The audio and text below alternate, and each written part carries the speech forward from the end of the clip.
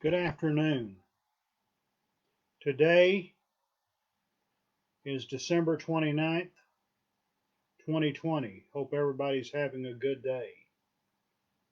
We're almost to the end of another year. 2020 again has been marked by unprecedented challenges. We can only hope and pray that 2021 will be better. December 29th is the birthday of a very interesting man who I've devoted over 40 years of research. That man's name was Albert Pike. He was born on December 29th, 1809, in Boston, Massachusetts. In 1995, I received my PhD from Baylor University. My dissertation was on Eliphas Levi and the Kabbalah. That's not Albert Pike. That's Eliphas Levi, who they were contemporaries, born just a couple of months apart. But to my knowledge, they never met. Levi was a Frenchman who never visited the United States, and Pike was an American who never went to France. Yet Pike was quite a linguist, and he was able to translate Levi's works on the Kabbalah, the Jewish mystical tradition, and employ much of it in his writings. And that's a picture of Albert Pike, an avid pipe smoker, and that's smoking one of his favorite meerschaums. Albert Pike, as the title of this video says, had a mixed legacy. And in my book, it was published in 2006 based on my dissertation, Eliphas Levi and the Kabbalah, the Masonic and French connection of the American mystery tradition. Chapter 3 is devoted to Pike. One of the first Americans to come under the influence of Eliphas Levi was the noted Masonic writer Albert Pike. Pike's experiences as a lawyer, a poet, a journalist, and a Confederate general have been subject to a wide amount of scholarly attention, especially in his adopted home state of Arkansas. However, there can be no doubt that his main claim to fame was Masonic, in view of his 32 years of service as Grand Commander of the Southern Jurisdiction of the Scottish Rite of Freemasonry, and his voluminous writings on Masonic subjects. And John J. Robinson, in his book Pilgrim's Path, One Man's Journey to the Masonic Temple, he wrote that Albert Pike, 1809 to 1891, was a lawyer, a poet, a prolific writer, general in the Army of the Confederate States of America, and a Freemason. He was a voracious reader, especially interested in the religious and philosophical systems of ancient cultures, which he saw as having shaped the thinking and codes of morality of people around the world. As a general, he commanded neither white nor black troops, but American Indians. He studied and respected their religious beliefs. But no matter how deeply he probed into other religions, nothing Pike learned ever shook his own faith as a Trinitarian Christian. Politically, he did not favor stronger central control, as evidenced by his willingness to risk life and fortune in a war that started not over the issue of slavery, but over the political concept of states' rights. In hindsight, Pike may be judged to have been wrong politically, but at least he was willing to die for what he believed. As I stated, Albert Pike was born on the 29th of December, 1809. He was born in Boston, Massachusetts, the son of Benjamin and Sarah Andrews Pike. And his father was described as the black sheep of the family, who laughed too easily, drank too much, and refused to take life seriously. His mother, on the other hand, uh, had the reputation of being sober, intensely religious, staunchly Puritan, with a clear view of the troublesome world as a brief and necessary prelude to the happier vale of heaven. Uh, Bob Duncan, in his biography of Pike called The Reluctant General, um, contended that the son of these very different personalities was destined to be forever torn between the two extremes, between the penchant for moral order, which would eventually lead him into the bizarre religions of the ancient world, and the ungovernable appetites of the flesh, which he would satisfy in unusual ways. And he grew up in Newburyport, Massachusetts, and from very early age was an excellent student, a very brilliant student. And he made excellent grades. After graduation, he went to live with his uncle, Alfred W. Pike, a professor at Framingham Academy, where he became his tutor. And his mind was like a sponge. He possessed a prodigious memory capable of absorbing retention and complete recall. His uncle tutored him in Latin, Greek, philosophy, and mathematics. Albert's mind absorbed these subjects in a sponge-like manner. After 8 months, his uncle was convinced he was ready to take the entrance exam for Harvard University. And today, he would have no trouble getting into Harvard. But things were a lot different back then. And the entrance exams were easy. But he didn't have any money. They didn't have scholarships and loans like they do now. His family was poor. His uncle tried unsuccessfully to find someone to finance his higher education. It didn't work.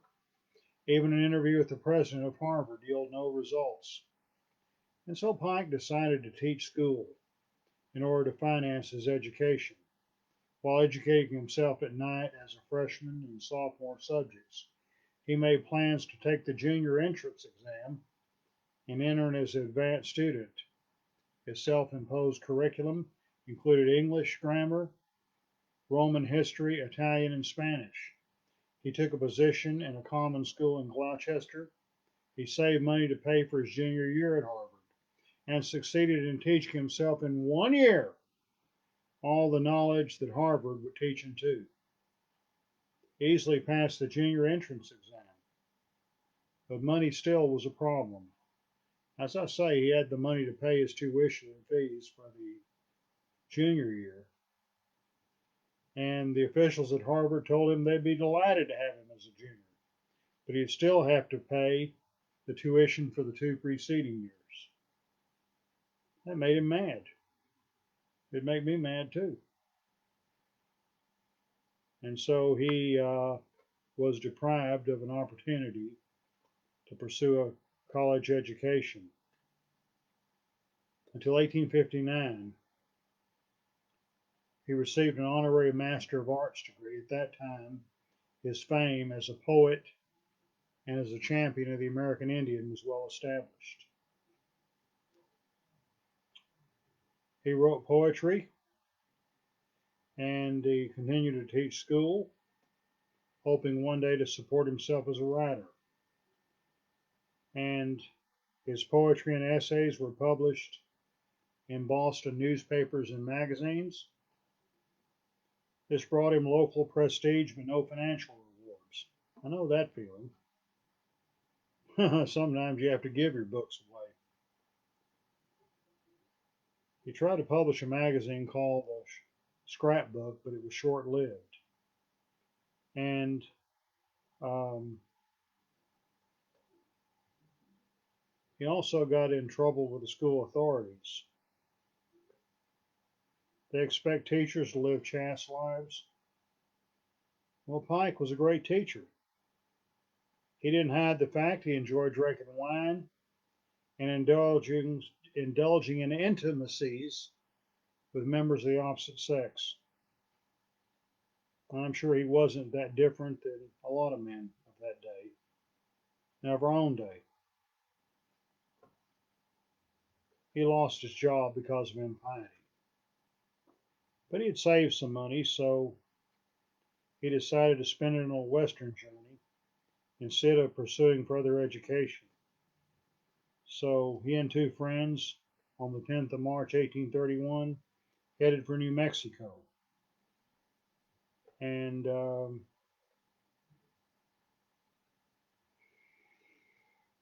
his party journeyed in the northeastern direction.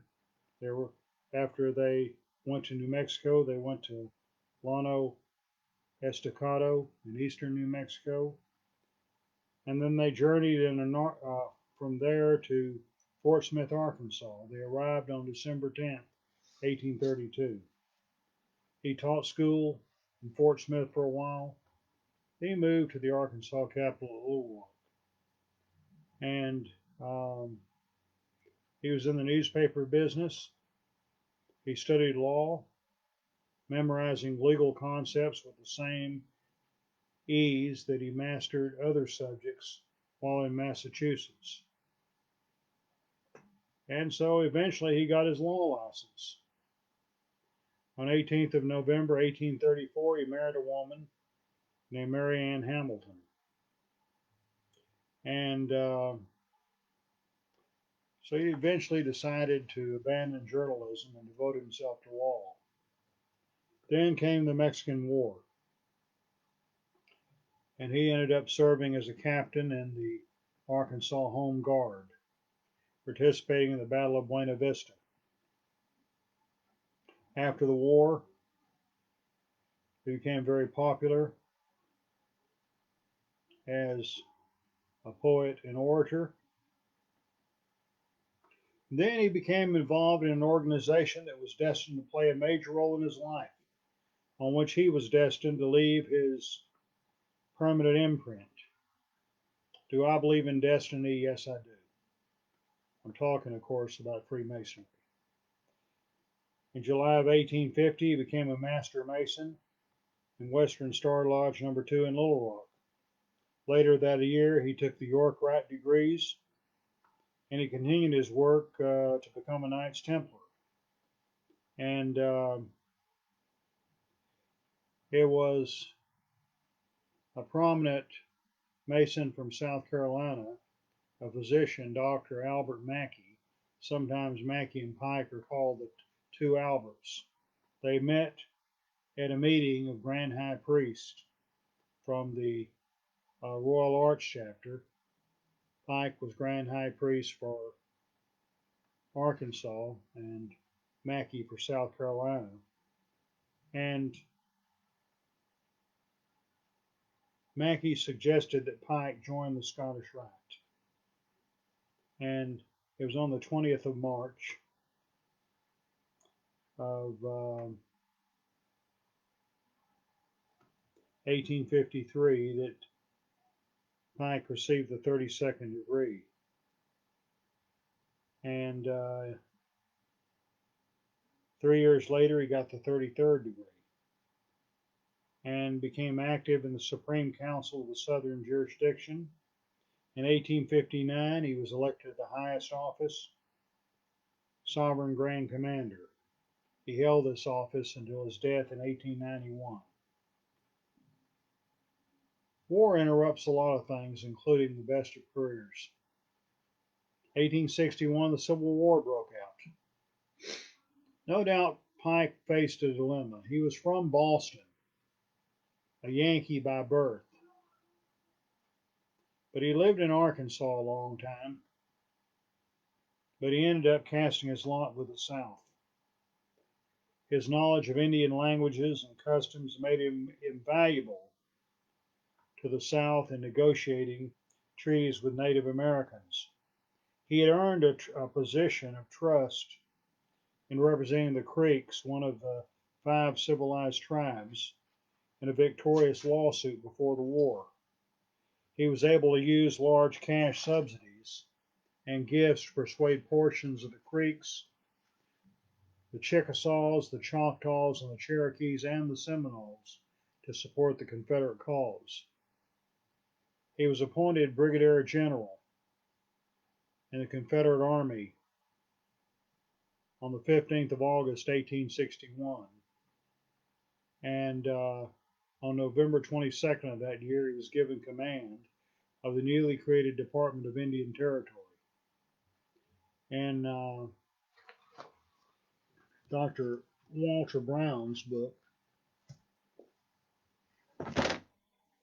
Life of Albert Pike, he goes into details about some of his experiences, and he describes Pike in meeting with some of the Indian leaders and joining them in the smoking of the peace pipe, and they almost looked upon him as a god. He was, I read somewhere that he was given at one point the very unusual honor of being an honorary chief. And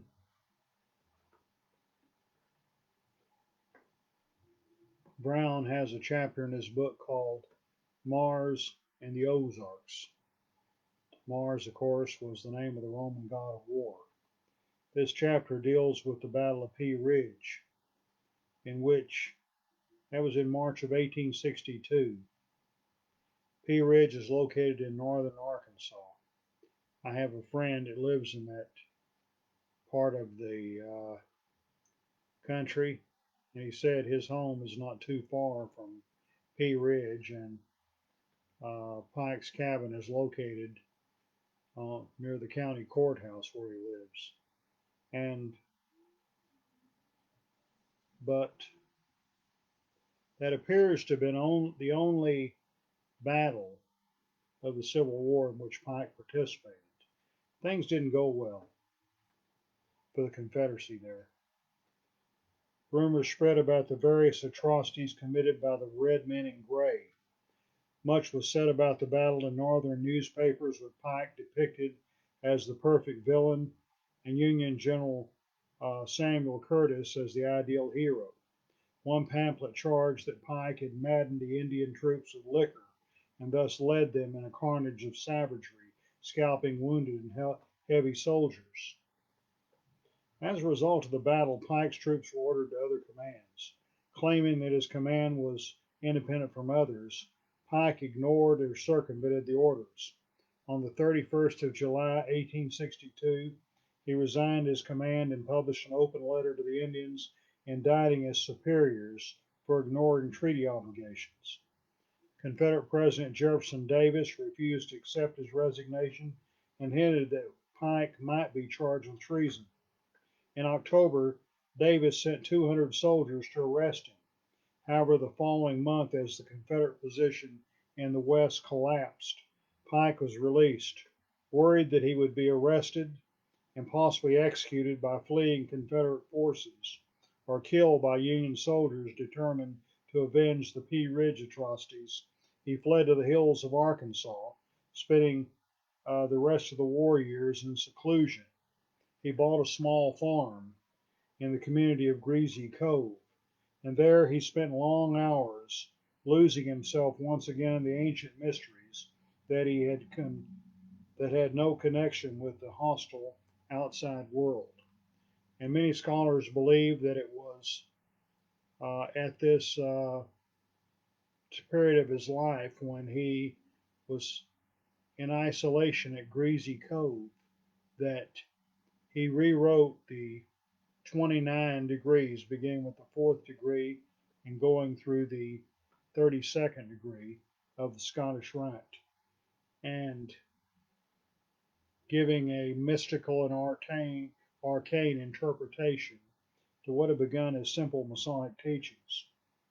It's interesting that when Union troops occupied Little Rock, Colonel Thomas H. Benton, Jr., the Grand Master of Masons in Iowa, served an occupation commander, and during the time he placed a guard about Pike's home and thus saved Pike's valuable Masonic library from destruction.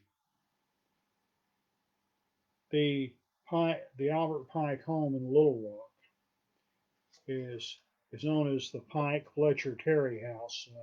Obviously, two other families owned it over the years. It is now the Arkansas Center for Decorative Arts. In 1994, I was at a meeting in Little Rock, and I had the pleasure of visiting the Albert Pike home and walking up those steps that Pike had done many times during his lifetime. At the end of the war, Pike could not be expected to be treated like an ordinary Confederate soldier. His vilification in the Northern press made this impossible. He had friends in Washington, however. They petitioned Attorney General James Speed to arrange a pardon for him. And he never got a full pardon, but he was able to operate without too much restrictions. And eventually he received some reprieve from President Andrew Johnson and later conferred upon Johnson the Scottish Rite degrees. In December of 1865, he established a law practice in Memphis, Tennessee, and he served as editor of the Memphis Appeal. And when he was unable to earn a living in Memphis, he moved to Washington, D.C., where he practiced law and devoted much of his time to his role as Grand Commander of the Scottish Rite. And eventually his interest in law waned, and finally he abandoned it altogether, devoting all his time to Masonic work and research and writing. And he wrote numerous Masonic books. The most famous is Morals and Dogma. It's 861 pages long. When I was working in Pulaski, Virginia in this summer of 1973, I had only been a Master Mason a few months. I would not take the Scottish Rite until the September that year when I got back to Waco.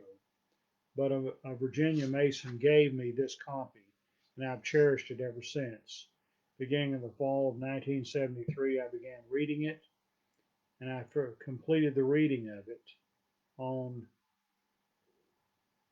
the 19th of June, 1980.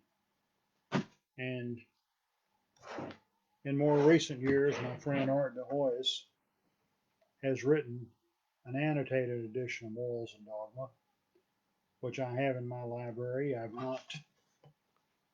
read about a little over 200 pages so far, so it's going to take me a while. Hopefully it won't take me 7 years.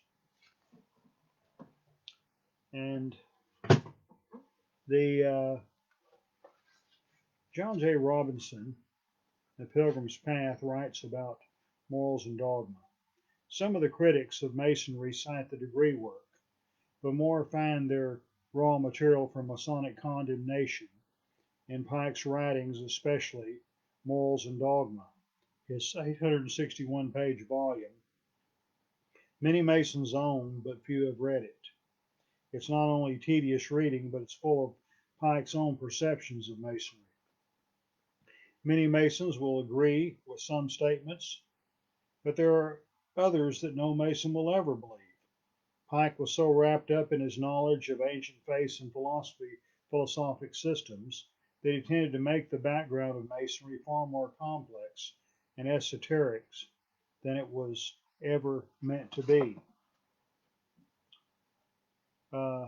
Jim Tressner, a friend of mine from the Grand Lodge of Oklahoma, I heard him speak in Dallas in 1995, is the author of this book.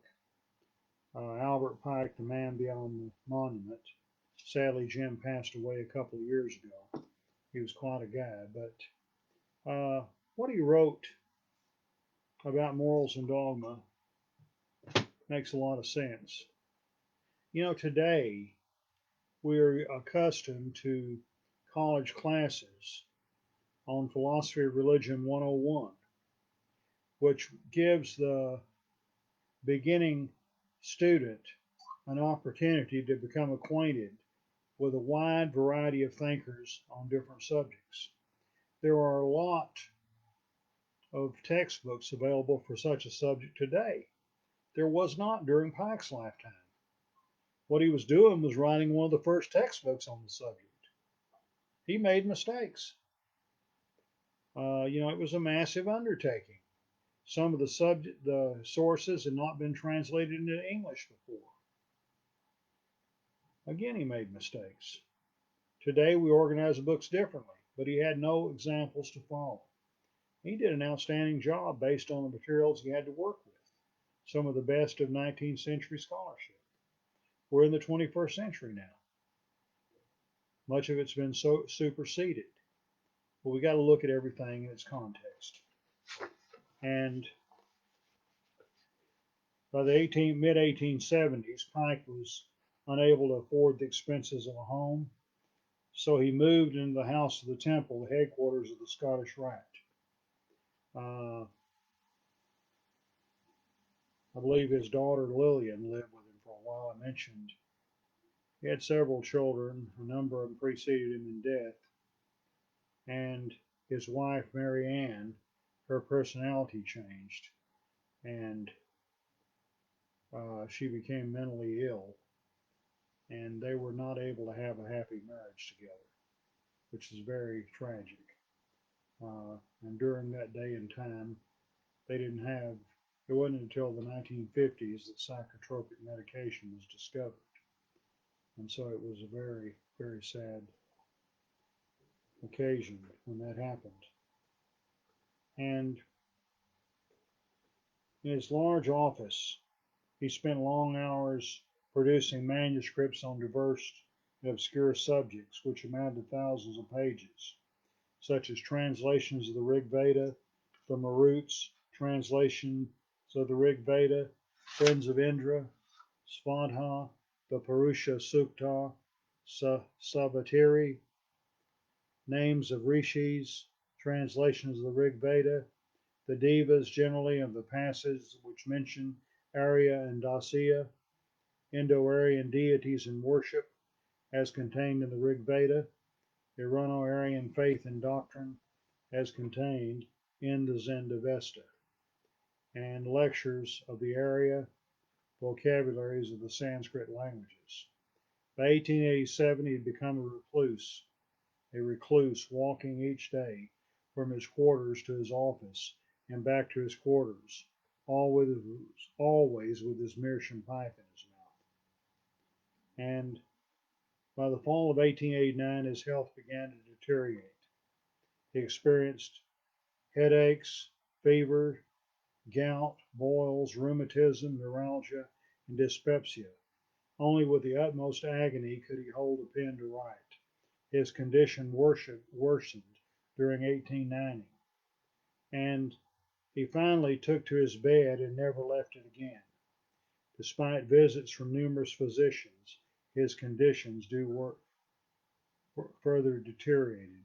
In February 1891, recognizing that death was near, he called for writing materials and gave instructions for the handling of his remains. He died at 8 p.m. on the 2nd of April, 1891. He was 81 years old.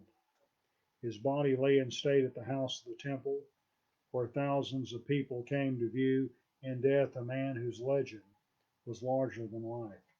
His body was moved to the Congregational Church, where the mysteries of the rites of Kadash were conducted at midnight in a room lighted with candles and with the walls draped in black. The next day, a second funeral service was held in the Church of the Ascension according to the liturgy of the Episcopal Church. Pike, by the way, was an Episcopalian. On the 10th of April, he was buried in Washington's Oak Hill Cemetery. Later, his body was exhumed and laid to rest in the Scottish Rite Temple. It's the house of the temple itself. And on the 4th of April, 1898, Congress of the United States authorized the use of government land for a statue of Pike. It was dedicated by Grand Commander James D. Richardson on the 23rd of October, 1901. And that was located in Judiciary Square on Indiana Avenue. It was on the 19th of June, 2020, exactly 40 years after I finished reading Morals and Dogma, that vandals forcefully pulled down his statue. And after years of controversy about that, Pike believed that virtually all Masonic symbolism was rooted in Kabbalah, at least the most profound interpretations given by Kabbalistic writers. And his primary source for Kabbalah was Eliphas Levi's writings, History of Magic, and Dogma and Ritual of High Magic. Many concepts, many passages are taken verbatim in what would be called plagiarism today.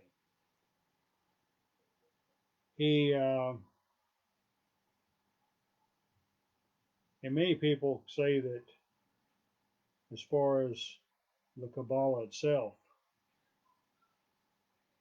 Eliphas Levi was a French Roman Catholic whose real name was Alphonse Louis Constant. He took a Jewish pen name, but he was not Jewish, and some question his interpretation of Kabbalah. You can look at Eliphas Levi's writings and see passages taken almost verbatim. The writings of Rex Hutchins, very helpful to me in doing this, the cross-reference. Here's Glossary to Morals and Dogma and the Bible and Albert Pike's Morals and Dogma. I met Rex at a meeting in Washington. Also have his Bridge to Light and Pillars of Wisdom, the writings of Albert Pike. I also have another one of Pike's books. He wrote many. It's called The Book of the Words. And again, his ideas on Kabbalah are he got some material from Christian von Rosenroth's books, Kabbalah de Nudata, Kabbalah Unveiled, a Lutheran author. I haven't studied it as much as I'd like to. I've studied Levi extensively. As I say, Pike had a mixed legacy. He was a brilliant scholar who did much to promote the Scottish Rite of Freemasonry and the study of comparative religion. It's been said he was a cut and paste man, but aren't we all to some extent? He found elements in various religious traditions he liked. He would cut and paste and use them in his Masonic writings. Then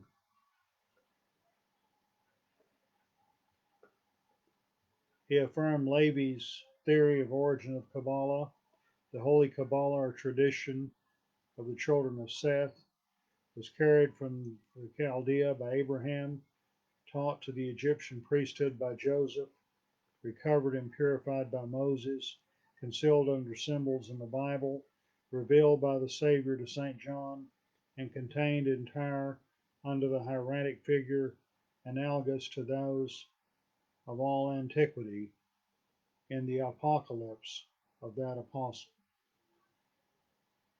And so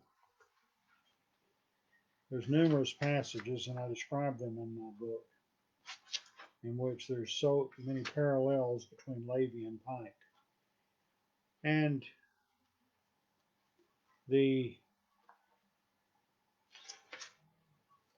one of the real problems people have with Pike,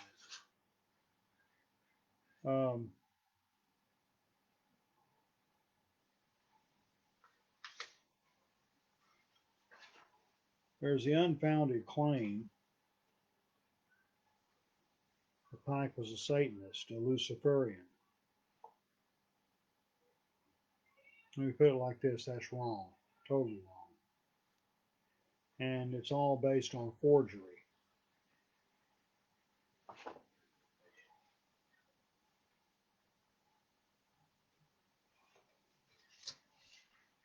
There's a Frenchman named Leo Taxil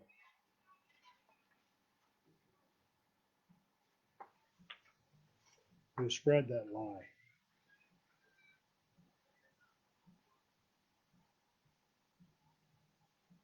His real name was Gabriel Jogon Paget. Born in the south of France in 1854, later adopted the pen name of Leo Taxil. Early in his career, he sought to fan the flames of anti-Catholicism, which swept over Europe after the dogma of papal infallibility was decreed by the First Vatican Council in 1870. It appears that after the period of Catholic baiting ran its course, he sought to capitalize on the rising anti-Masonic hysteria. Thus he went through the motions of penance, was reconciled to the Catholic Church. He then wrote a number of anti-Masonic books and pamphlets. He fabricated a story of an international Masonic conspiracy led by Pike. He presented an incredible forgery in the form of a speech written order allegedly delivered by Pike to French Freemasons for Bastille Day on the 14th of July, 1889. He claimed that in this speech Pike declared, "That which we must say to the world is that we worship a God, but it is the God one adores without superstition. To you, sovereign grand inspectors general, we say this that you may repeat it to the brethren of the 32nd, 31st, and 30th degrees.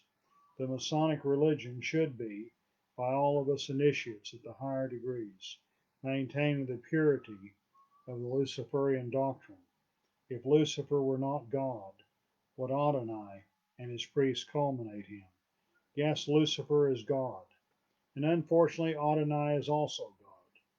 For the eternal law is that there is no light without shade, no beauty without ugliness, no white without black. For the Absolute can only exist as two gods, the darkness being necessary for the light to serve as its foil, as the pedestal is necessary to the statue, the brake to the locomotive. Thus the doctrine of Satanism is heresy, and the true and pure philosophical religion is the religion of Lucifer, the equal of Adonai. But Lucifer, God of light and God of good, is struggling for humanity against Adonai, the God of darkness and evil. Taxil presented this obvious political statement inspired by his own vested interest in 1894, 3 years after Pike's death. He backdated it to 1889 and forged the signature of Albert Pike, Sovereign Pontiff of Universal Freemasonry. There is not, nor has there ever been, an office like that. His influence in Catholic circles became widespread. He was given an audience with Pope Leo XIII. However, on the 19th of April, 1897, he acknowledged his fraud before a large crowd in Paris. Having obtained financial security, he lived in retirement at his stately country home until his death in 1907. An opportunist, pure and simple. No ethics, no scruples about anything. My friend Brent Morris had published a pamphlet about that called The Lie That Won't Die. Problem is with these kinds of myths, the more you deny it, the bigger it grows. And the Lucifer statement has been repeatedly revealed as a forgery. But people keep bringing it up. People keep using it. The late uh, opportunist Lyndon LaRouche made such a claim that Pike was so involved, and books have been written about it, and Pike is quoted repeatedly. And John Robinson, in doing research for A Pilgrim's Path, had a chapter entitled Albert Pike and the Morning Star. And he talked about consulting a Hebrew scholar. The name Lucifer only appears once in the Bible. In the King James Version, it's found Isaiah 14:12. I saw Lucifer falling from heaven. Now, the King James Version is not the best translation. And Lucifer is a Latin word meaning light bearer. It's placed, apparently, at an early date, it was placed in the text by a scribe. And the original context in Hebrew refers not at all to a fallen angel, but to a fallen Babylonian king, more than likely Nebuchadnezzar. It appears that St. Jerome was probably the first Christian to refer to Satan as Lucifer. And by the time of John Milton's Paradise Lost, it was commonly accepted usage. One time I was teaching a very small class of 7 students, and on a test I gave them a question. And I told them what the question was going to be ahead of time so they could prepare for it. Write an essay on Lucifer based on the handouts I gave you. 6 out of 7 did not bother to read the handouts. The one student who did read the handouts considered me as one of his mentors. He's now teaching head of the social studies department at South Oak Cliff High School in Dallas. A very fine young man, a very brilliant student, whom I'm quite proud of. The other 6 wrote the traditional story they had heard about Lucifer as a name for Satan. The information I give them on the background about referring to a fallen Babylonian king and being changed over time into a fallen angel, about St. Jerome, about Milton. They didn't read the articles because they said nothing about it. Another time, I gave some students a copy of my article, or one student who was in independent study, Albert Pike's Vedic Studies, the Critical Analysis. It's a long article. It was her assignment to read. She went to the internet and found another article on Albert Pike containing totally erroneous information. She got a 0. Both of those examples, the point is the same. Read your assignments, follow directions. And when you try to cut corners, you generally don't come out on top. So follow directions. And anyway, also, many have made the claim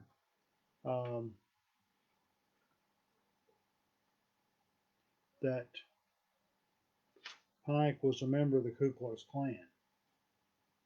A number of sources have been consulted, and the primary sources don't indicate that. Pike's personal writings don't reflect that, and the congressional documents related to the Klan don't reflect that either. A number of books based on secondary sources make that claim, but that's never been proven. No question, Pike had uh, was a product of his time, and he wrote in 1875 that regarding Prince Hall Freemasonry, that the Prince Hall was as regular as any lodge ever established by competent authority. It had as much right to establish other lodges and make itself a mother lodge. I am not inclined to meddle in the matter. I took my obligations to white men and not to Negroes. If I ever have to choose between accepting Negroes as brethren or leaving Masonry, I will leave it. And his views, not politically correct today, were held by the vast majority of people in that day and time.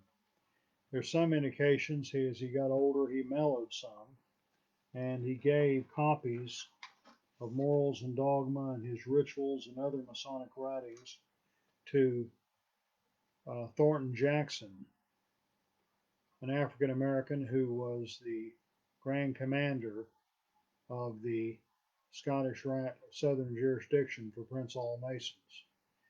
And there's some unconfirmed reports that Jackson was Pike's barber and that they eventually became good friends, and that Pike was willing to help the Black Masons. I like to believe that had he lived longer, he may have taken some different points of view. Um,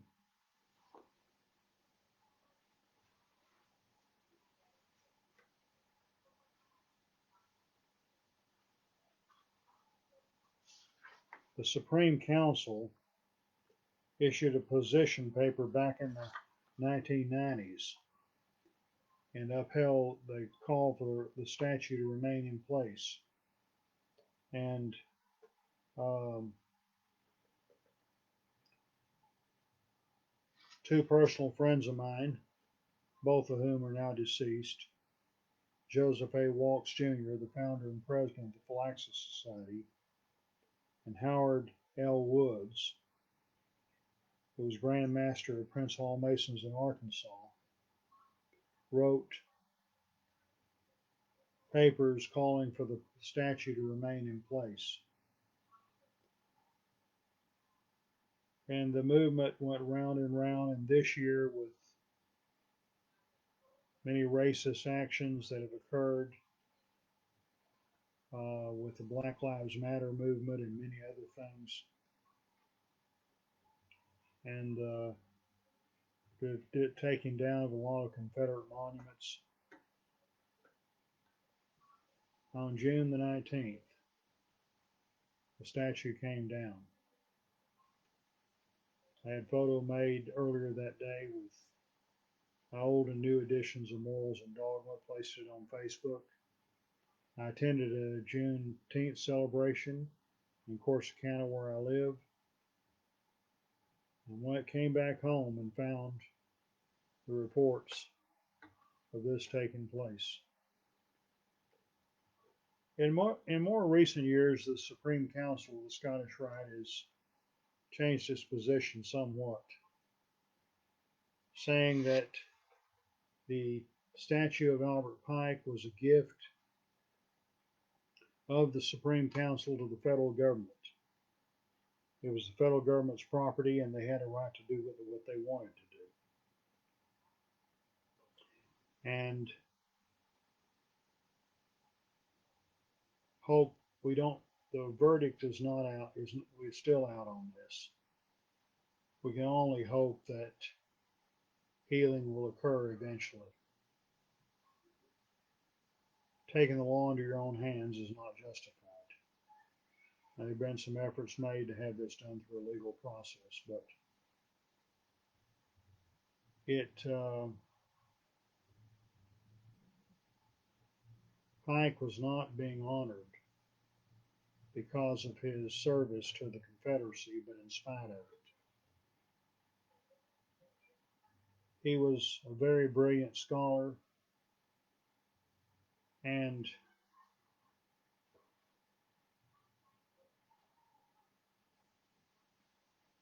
he he spoke his mind freely, and what he said those days voiced the general opinion of most persons of that bygone era.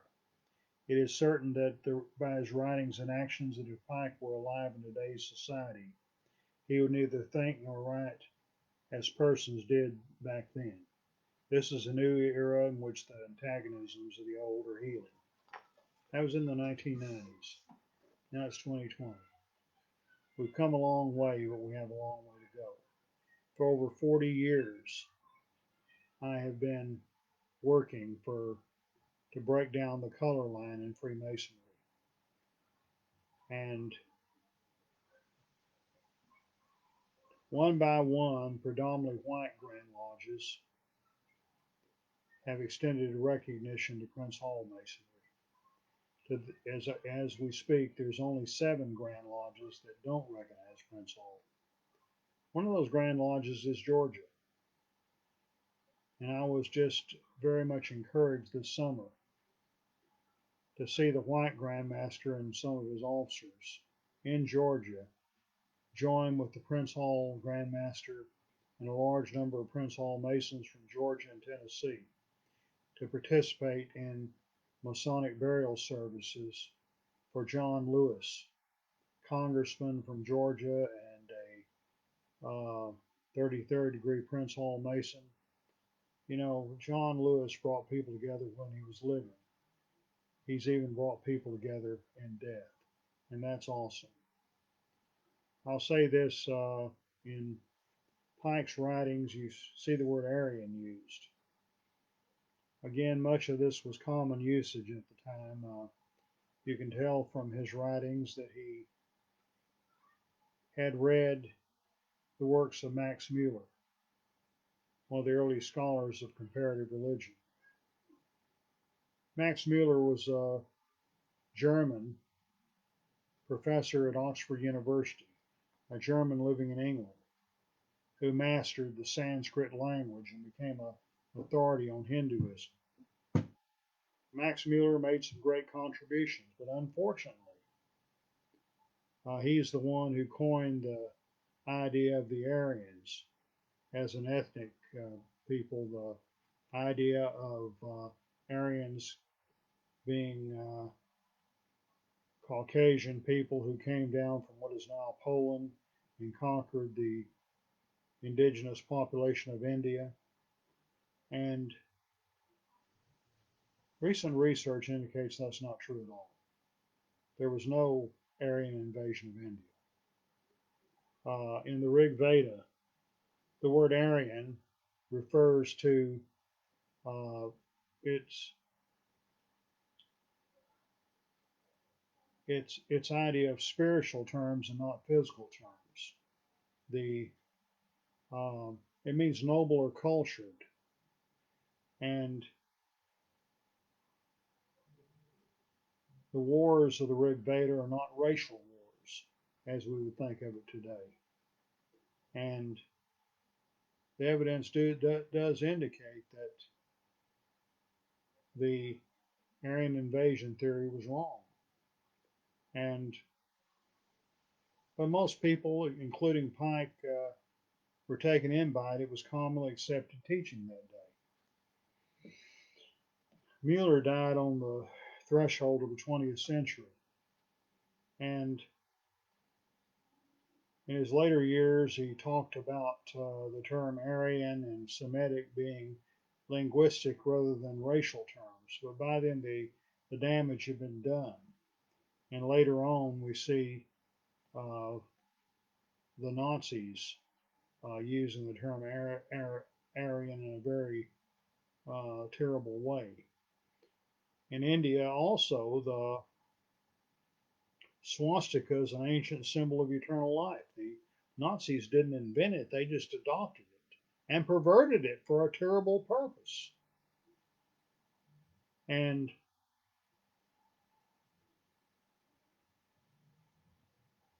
Albert Pike brought together some of the best scholarship of his day.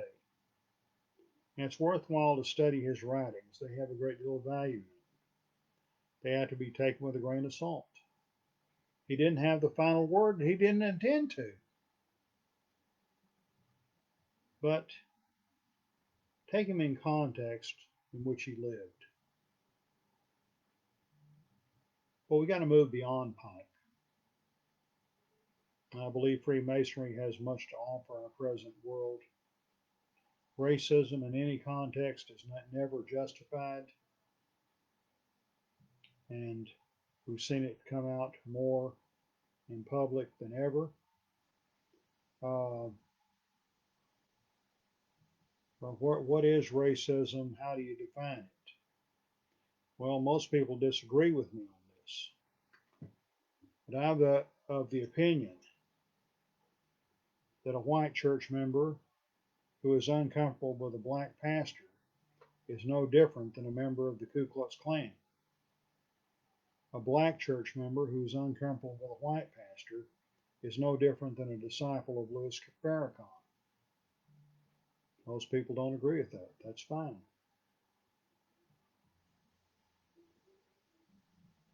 Pike definitely had a mixed legacy.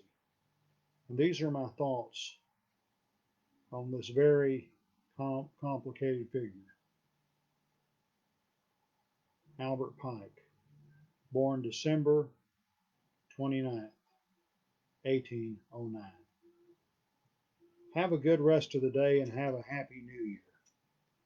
We look forward to things improving with the vaccine and other things in 2021, and we hope we'll still be around to share light and knowledge with whomever.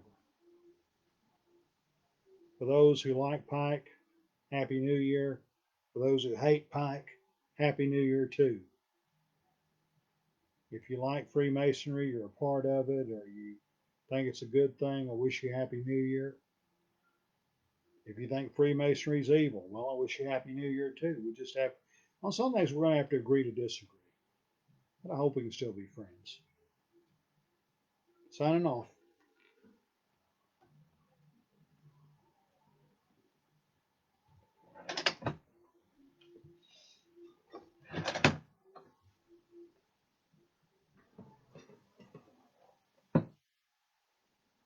Mm-hmm.